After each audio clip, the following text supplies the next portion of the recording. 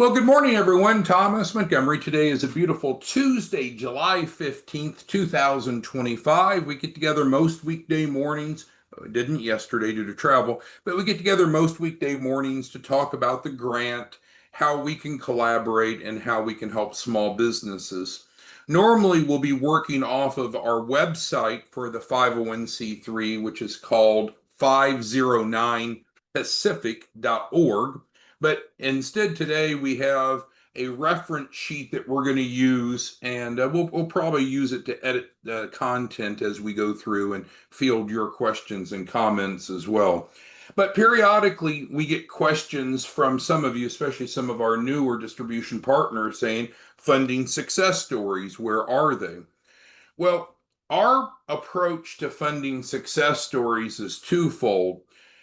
Number one, every client gets funding. We guarantee funding. Everyone gets at least one first tranche, and we work with every client to get at least 100,000. That's a given. However, we have to be very cautious about going out and promoting success stories because what can happen is some consumers will hear that success story and then they'll infer that that's the same thing that they're going to get. But you and I know different people have different circumstances. So just because, like Elliot's on here, just because Elliot gets 500,000, that doesn't mean that France will get 500,000. France might get more or less. France's capital raise is different. So we have to be very careful about success stories. Certainly, lenders are loaning money. Certainly, we're building fundable businesses, but you just want to avoid that temptation to say, hey, sign up and Carlos got 1 million, you'll get 1 million. Well, they may or they may not. Their circumstances are different. So, our topic today are funding success stories. And again, our first disclaimer is understanding we don't loan money. We don't loan any money. We don't extend lines of credit. We're not a lender. We are technical advisors. So what that means, and let's go ahead and add that briefly before we go any further. So, do we all understand what we do? You and I, what do we do? Technical advisors. So there are really three things that we do together, isn't there? So the first of which is we build financial literacy. So regardless if you're a reseller or opening one of our new branch offices, we need to focus first on building the prospective participants, grant participants / clients knowledge, because a lot of people, they don't know what you know, and they end up making wrong decisions off of either misinformation or off, frankly, ignorance. So we want to start with building financial literacy. And one of the easiest, one of, I think, the most convenient, best ways to do that is with our 27 mistake curriculum that I think you're familiar with. If not, we can discuss that later. So that's the first thing that we do. Is that loaning money? No, but it's very important preparation. What's the second thing that we do? We give away free express shelf corporations. Is that getting funding? No. But is it an important prerequisite? Oh, goodness, yes. Because what do you and I know? If you want business funding, you must, let's capitalize it, must have a fundable business. Can't skip that step. Now, I know a lot of your prospective clients would like to skip that step. They say, oh, skip the knowledge, skip this shelf corp, just get me money. But the obvious question is, well, do you have a fundable business? Most of them don't. So with the grant, we can actually give them a shelf corp so they have a fundable business. Then the third thing that we do is we facilitate access to business funding, 100K minimum. And I guess I misspelled facilitate, didn't I? So let's talk about that for a moment. Oh, so now we loan them money if they get educated and then they get a free shelf corp, then we loan them money? No, we're not the lender.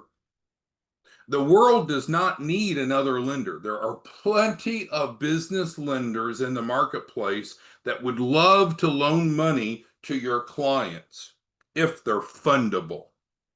So the middle of these three steps is the most important of what we do, but without financial literacy, they can have missed expectations. But I know that the end goal is this. So first of all, I don't want you to misinterpret as we go through some facts and figures. Oh, this is money that we've lent. No, we don't loan money. We do these three things. Is that clear? And if not, go ahead and type into the Q&A.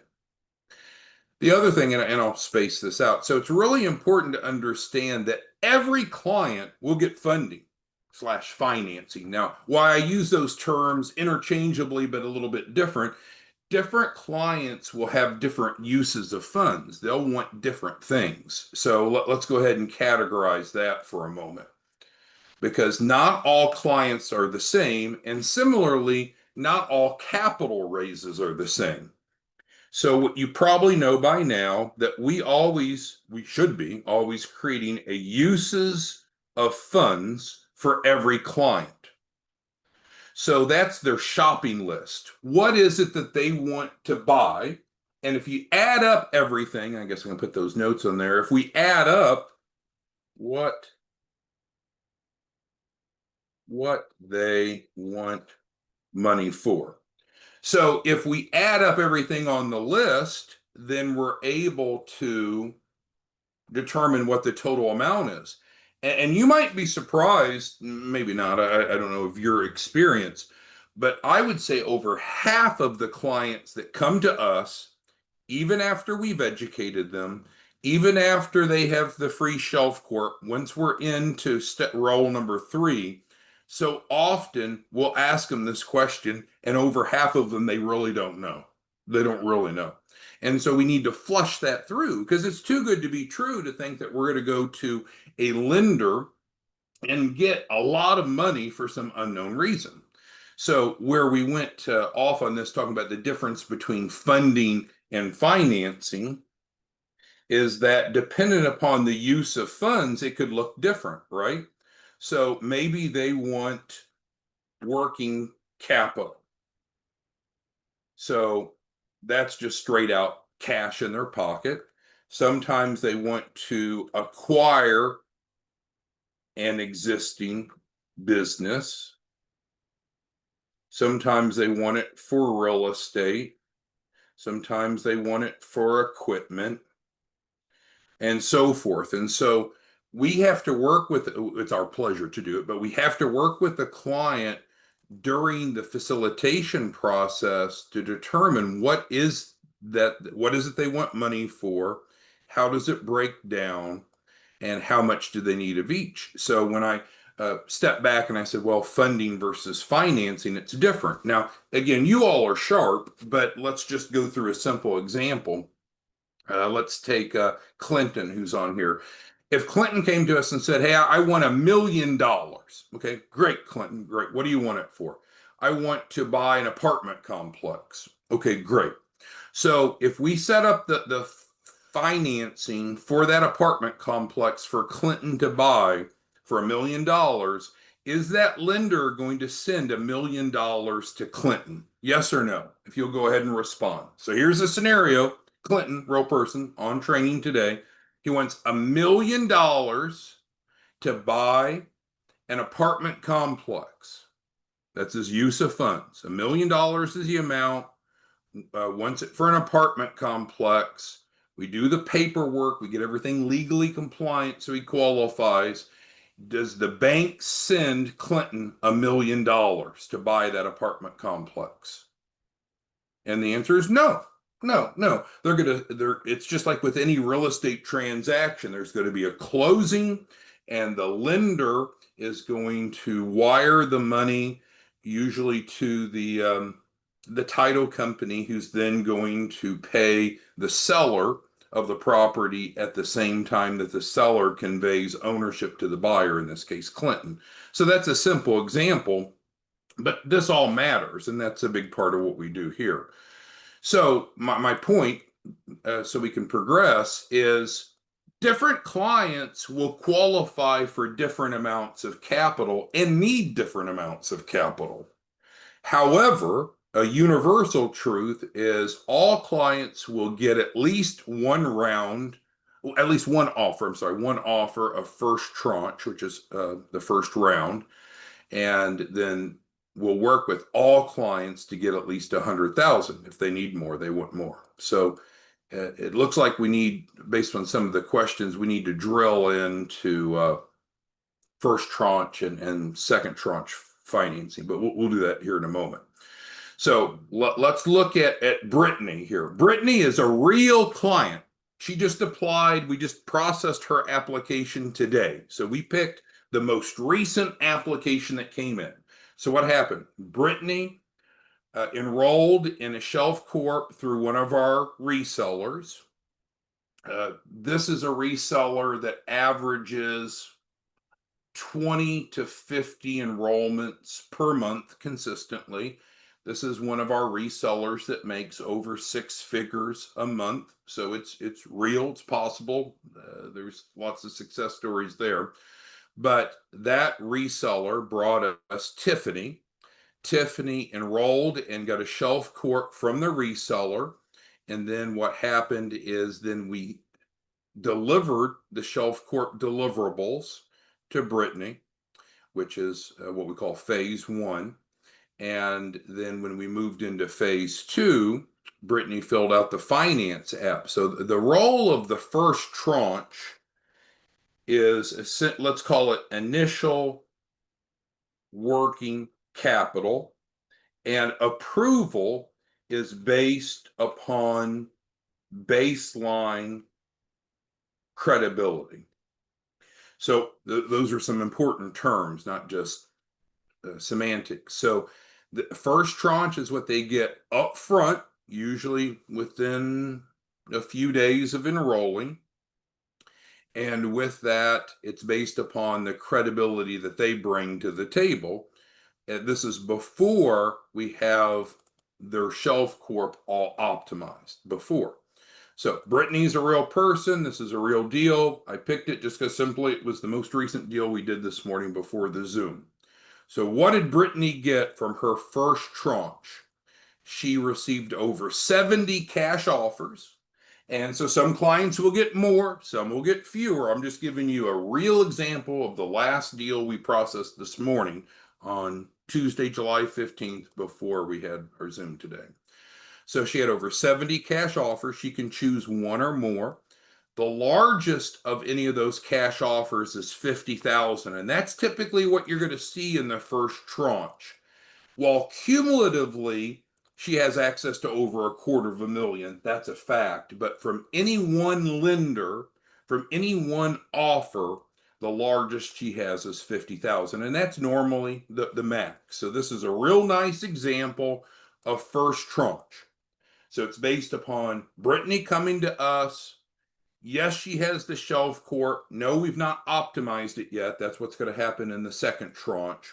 But this is what she has now. She can accept one or multiple offers. So before I move on beyond first tranche, I'm giving you a success story, which some of you have asked for. So if you wanted, if you felt compelled that you're talking to a prospect and you're saying, hey, we can get your first round of funding right away. For example, there's this chick named Brittany. We just ran hers and we got her over 70 cash offers with no hard inquiries. The largest single offer was 50,000. Cumulatively, we made available to her over $250,000 days after enrollment. That's a factual statement. And so some of you feel, and I don't necessarily agree with it, that you have to throw out this type of example to get people to move forward. But what do you and I know? Each client is not Brittany, right? So they may get more offers, they may get less offers than Brittany. They'll definitely get different offers, right? Because they're not Brittany. But this is specifically what Brittany received. Are there any questions on first tranche before we go to success stories? Stephanie's asking for examples of Brittany's offers. So, for example, this 50,000 offer and I don't have it pulled up, was a 5-year term loan. It was fairly low interest. I don't remember what the payments were, but obviously the payments are taking that principal amount and dividing it over 60 months. But this is just initial working capital that normally will pay off and move on once we have the second tranche. But for any of you that specifically need an example, a success story, so you know it. I love when people say, well, does this work? Does this work? Well, you have to understand what it is. Are we loaning money to anyone? No, we don't pretend to loan. We're technical advisors. So every client that comes through the system will get at least one first tranche offer, 100% of them. All clients that go through the process, and they have to participate, of course, will get at least 100,000. Most want more and get more. So yes, it works, but no, it's not us loaning money. It's not you loaning money. The money is coming from lenders, banks, finance companies, of course. So then someone that's not very educated could say, well, why doesn't the client just go get it themselves? Well, if they qualify, sure. But what's the issue? The issue is most of them don't qualify. And so that's what we're doing. So we can, I see some questions that are good ones. So let's break it down a little bit more. So we have phase one funding and phase two. So phase one is what we call this first tranche. It's initial working capital. So that's what they get initially. So that's like the Brittany example. And so again, it's based off of baseline credit ability. So with that being said, the truth, and people don't like to hear this, but the truth is you get what you qualify for phase one, and then we work with them, which I'll describe more in phase two, to get the larger amount. But some of you said, I need success stories. I can't go enroll anyone without a success story. Well, here you go. Now, the truth is, Brittany just found out about these offers. If she's even checked her email, it's still fairly early on a Tuesday morning. So I don't know how many of these she'll accept, but regardless, us, you and I, our team, our model, we've delivered on the first tranche, right? We have provided her access to almost 100 different cash offers, the largest of which is 50,000, which is certainly not chump change. Cumulative amount well over $250,000. We've done what we promised. Now it's up to her to accept what she wants. Normally, she would accept at least the largest. She may stack and accept multiple offers, and then we can pay off whatever she takes in first tranche once we get to second tranche, which I'm going to describe in a moment. So phase two, in contrast, is the funding under the Express Shelf Corporation after we have built the loan package. So it's important to understand when someone gets the Shelf Corp, they're getting a bunch of deliverables, right? They're getting the business plan, they're getting the entity, they're getting projections, they're getting the free address, etc. So those are the deliverables. You should be very familiar with what that is. And then when we're in phase two, we're building out the loan package. So that's where we're taking the client from where they are, taking the Shelf Corp from where it is, and then getting it ready for whatever the client's goals are based upon their uses of funds. So loan packaging is actually an industry term. It's not just something I'm making up on the Zoom. Okay, so I think we're on track. So let's move forward, and we'll come back to any questions that remain. All right, so I think we're clear on first tranche. Now, second tranche, we have a ton of examples of funding success stories. Again, very cautious because each deal is its own deal. So it's true, but different clients want different amounts of funding. They need different amounts. But if some of you just say, hey, if I don't have any success stories, then I can't go out and sell anything. Let's make this font a little smaller so I can get it down to one page. Give me a second here.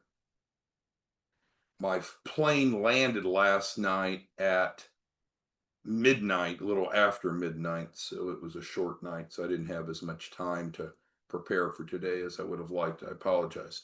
Okay, second tranche. Make this a little larger, maybe that'll help. But it's all on one page. So here are real examples of real small businesses that receive funding from our funding partners. Now, did we fund them? No, we've already covered. We're not a lender. We're not licensed to be. The world doesn't need another lender. What the world needs is technical advisors to help these people qualify for the lender's financing. But here's some examples. 275,000. This was a working capital loan for a healthcare company out of Michigan, if I recall. Here's one of those vacation rental businesses. They actually wanted to construct a property. We got them an SBA loan for 150,000. A larger capital raise for a manufacturing company, 500,000. This is a company like a FedEx route. They needed equipment for their FedEx route, so they got equipment financing. So you can see based on what a client needs. If we're needing construction, that's a different type of financing than working capital. That's different than equipment financing. Here's almost 3.5 million for a startup for a car wash, 175,000 for real estate. But I mean, I could give you pages and pages and pages of these, but the truth is they're irrelevant. They're irrelevant because if you or your client doesn't think that lenders loan money, you're kind of a conspiracy theorist, right? Of course lenders loan money. That's what they want to do. But they want to loan money to fundable businesses. And that's the problem that we solve. And you can always go on to our website, 509pacific.org. And this is where you'd be able to get a free shelf corp, just pay the processing fee, and or become a distribution partner. So what I want to do is drill into the questions and make sure that we all understand. So let's go ahead and add a little content. So second tranche, which I added the note up here. So let me copy and paste it. It's not different. We just kind of got spread across the page here. So do we all understand the difference between first tranche and second tranche? First tranche, people get what they qualify for. It's based on their baseline credibility. We have access to over 40 different lenders, no hard inquiries.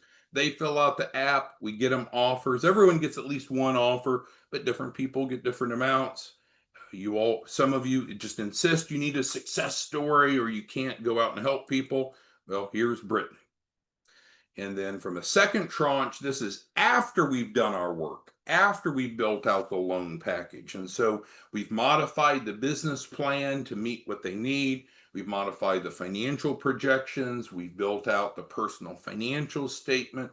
We've done the work to help make the client and the client's business qualified for their specific use of funds. Okay, so let me leave it on this page and I'm going to start working through the questions and comments you have. I'll read them off. Derek says very clear. Thank you, Derek, for that. Kenny, you've got a number of different postings that I don't all understand, but Kenny's a great example of a success story. Hope I have the dates right. He enrolled 5 clients. I believe it was last week. And then I think he's on track to enroll another 5 this week, from my understanding. So great job, Kenny. And his clients are often looking at a tiered capital raise where, interestingly, his clients typically don't want first tranche, and that's unusual, but that's fine. But his clients are going to we're actually planning a multiple rounds of second tranche funding. So none of these are Kenny's clients, but just for example, let's say that we got him 400,000 for the equipment financing, and then we came back afterwards and went for a big working capital loan or what have you. Okay, so let's see. We've covered Stephanie's questions about Brittany. We've talked about phase 1 and phase 2. So this terminology, I think, is important to understand, just so we all have a common understanding of what we're doing. So if you're not clear on those, type it into the Q&A and we'll address it. Let's see here. B asked about credit. Credit's a great point. So let's even put that on here. So how does credit play into this? Well, couple points. First of all, we don't care if a client has bad credit. We don't care. We don't care. It doesn't need to be bolded. Let's make it unbold. Why? Because credit is fluid. Credit doesn't have a memory, and we include free credit resources in phase 2. So if we realize that a client has a use of funds, they have needs for funding that they don't qualify because of credit, that's not a problem. Then we address that. But it's also important to understand that there's a difference between personal and business credit. So within the program, we're going to help them strengthen their personal credit if needed, and we add trade lines under the business so the business credit profile is strong. So that's what's beautiful about our approach, is you don't need to go out and pre-qualify people based upon their credit. There's only one pre-qualification question you need to ask is, are you looking for money to start or grow a business? And then the follow-up, if they say yes to that, is, do you have a fundable business? All right, Matthew wants me to type that, so I don't mind. So 2 pre-qualification questions. Okay, and turn the bold off, drop down, type 1. First is, are you looking for money to start or grow a business? So it's not what your credit score, it's not what your industry, it's not do you have a social security number, it's are you looking for money to start or grow a business? Then, if yes, then do you currently have a fundable business? Most people don't. And so it's at least not fundable for their goal. Maybe it's fundable in a general sense, but are they ready to go down to the bank and apply for that funding? Probably not, because in most cases they're missing the underpinnings that's needed to have a fundable business. And then in almost all instances, they don't have that loan package, the documentation. So that's what we do. So these are the only 2 pre-qualification questions you need to worry about, B and everyone else. We don't need to worry about credit. If credit's an issue, we'll take care of it. We handle implementation, not your burden. All right. Jay's asking about the cost structure. Great. So let's go ahead and do that. That's actually excellent. So let's look at the client cost structure to participate. So first of all, they're going to pay you a processing fee to receive the Express Shelf Corp. So we provide you an editable agreement. You determine what price you want to charge. Anything above $499.99, a penny short of $500. Anything above that is your profit. You pick the processing fee. Up to you. So you'll have the editable agreement. You'll edit it. You'll put your information on instead of ours and set the price. So that's the first expense that a client has. You determine how much. If you need us to set up your client agreement, we can give you a landing page and all that, but that's not the point right now. Secondly, is after funding, client pays a 10% performance fee.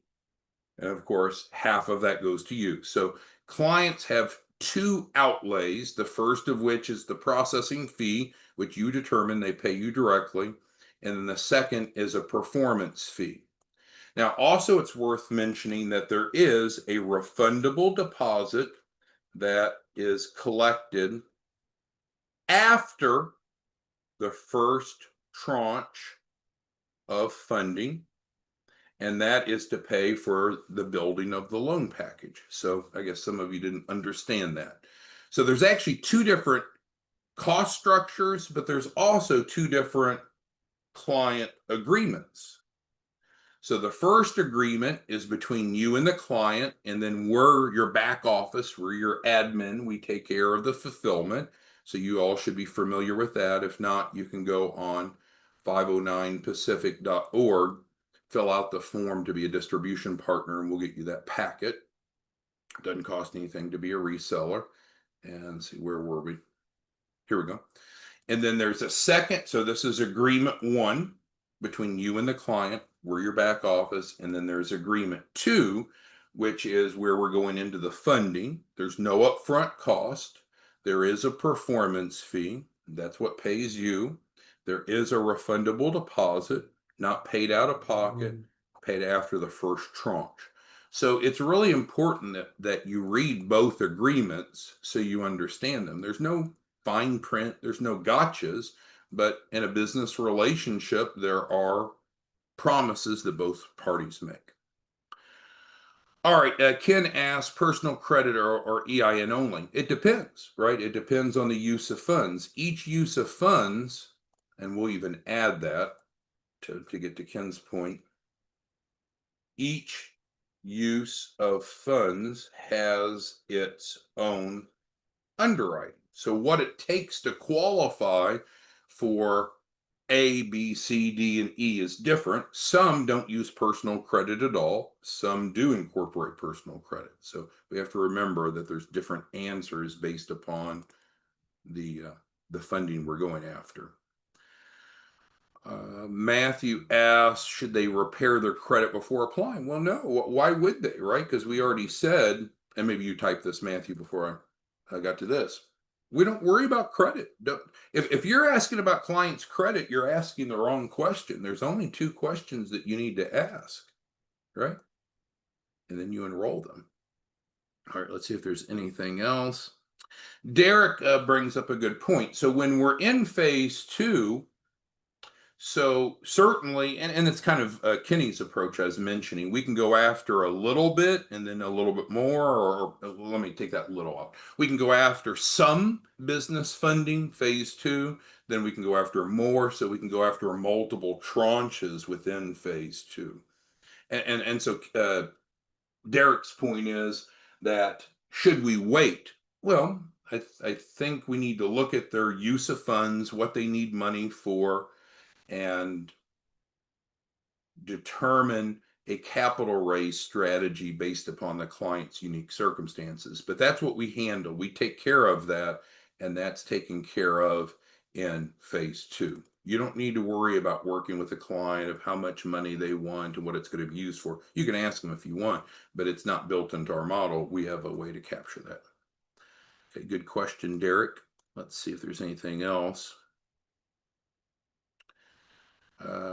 Erica asked about jewelry businesses. Sure, don't worry about industry. As long as it's a legal industry, there's only two questions you need to ask. And it's not about credit and it's not about industry. I think some of you are so darn smart, you complicate it and you make things too difficult. So don't worry about industry, don't worry about location, don't worry about credit. There's these two questions. And if it's yes and then no, then get them into an express shelf corporation. So you take your client agreement, you change it, put your information on it, unless you want us to build it all on your RMP, we call it landing page. You set the price, get them under contract. It's not that difficult. B's asking about on phase two. So let's see, phase two here. Phase two. So we said that phase two, there is a 10% performance fee, and a refundable deposit after first tranche. So what will happen is we'll run them through like we did Brittany. Everyone will get at least one funding offer. Most people will get multiple, and then they'll get funded or financed, and then they'll pay the refundable deposit. So it shouldn't be a problem. Elliot's got a question. Yeah, so any individual information, I would go to 509pacific.org. Make sure you've reviewed the information, and then our phone number's there on the page if you need to call Elliot. Selena says, we all should know every client's different. This is good to see to help the doubters. Yeah, but because you're going to have some people that just aren't as sophisticated as you, not savvy. And so they're like, well, I need to know this works. Well, what do you mean? Do you think that lenders don't loan money? Is that what you think, that somehow lenders don't loan money? No, of course they do. So what is it that takes it to work? We need the client to be fundable. And if they think they already are, then tell them, hey, go down to Bank of America Chase, apply today for your $1 million or whatever you want. Let us know if it works. If it works, congratulations. Let's go have a drink after dinner. Or if it doesn't work, come back and then we'll take you through our model, because we guarantee our model will work. All right, let's see. Lamy ask, I don't know. Lamy seems to be asking about cost, but I've already gone through cost. And so you're controlling the cost for the first agreement, the processing fee, and then it's standardized for the second. So I think we probably covered that. Drake's asking about the credit resources. You don't need to go into that. So the credit resources are provided. There's no cost for that, but that's part of the implementation in phase 2. We'll take care of it. So sure, you could know and should know that we're going to help them, but you don't need to go into detail. We'd rather you not go, each of you, to go into a lot of detail and give wrong information. Your role is to go sell the shelf corps. Where are we at? Your role is to go, well, it's to educate and then go sell the shelf corp. You should not be going into the funding phase, phase 2. There's lots of variability, a lot of differences there. That's not your space to talk about. You're not trained on that. You're not supported on that. Let's see. BJ asked about the performance fee, and I felt like I disclosed that. Where was that? So I apologize if I didn't address that correctly. So each time a client has a capital raise, they pay 10%, and 5% of that's paid to you. So that's after each tranche, not after they're all done, but after each tranche. And that was Drake's question. So yeah, the client pays a performance fee from each tranche, and you get paid from each tranche. Toby asked about timeline. Timeline questions are difficult because often it depends. And so we have to look at the client's mitigating circumstances. Now, we're not going to wait, regardless of how messed up their credit may be. We're always going to go to first tranche, get that initial working capital right after they enroll. We're going to do that nearly immediately, no matter how strong or how weak their file is, because we want them to get as much have access to as much working capital as they would like. And again, they don't have to accept those offers, by the way. So that's the nice thing. I think some of you will ask a billion questions to us thinking that we have a power of attorney and your clients are going to just get stuck with whatever we get them. No, we don't have a power of attorney. We're going to work with them to build out all this, but they choose which funding options they want. They don't have to accept something that they don't want. Selena was one that was asking for funding success stories, and so she said thank you. And so, I mean, you could even share this recording if you want, but anytime someone's asking for success stories, funding success stories, you know they don't understand what we're doing. We're not the lender. We're not the lender. Okay, let's see what else there is. We said nationality doesn't matter, Social Security doesn't matter. Now, that doesn't mean that different variables don't affect each use of funds.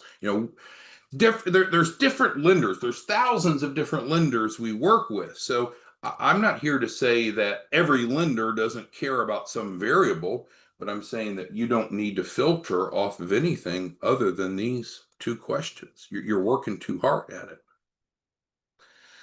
And then Marie's asking how to submit in client. So you go to 509pacific.org. Towards the middle of the page, there's information, an inquiry form about becoming a distribution partner. You fill that out, and then we can get you set up. So it's not a problem.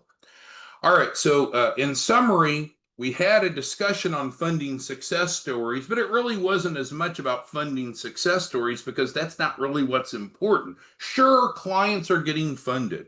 Absolutely. Brittany this morning, well, she's not been funded yet, but she got her offers. She can choose from those 70. She can get up to $250,000. So yes, first tranche works, but it's based upon the baseline credibility of the client. Second tranche is after we built out the loan package. And theoretically, we could get a client as much as they want, but they need to qualify for it. We guarantee in writing a minimum of 100,000. So as long as they participate, in other words, work with us, they'll get at least 100,000. Most people want more, and that's fine, but the loan package has to support it. And that's what we do. All right. Well, thanks, everyone. I hope this was helpful. Again, 509pacific.org for additional information. We'll see you back tomorrow morning. Have a great day. Bye.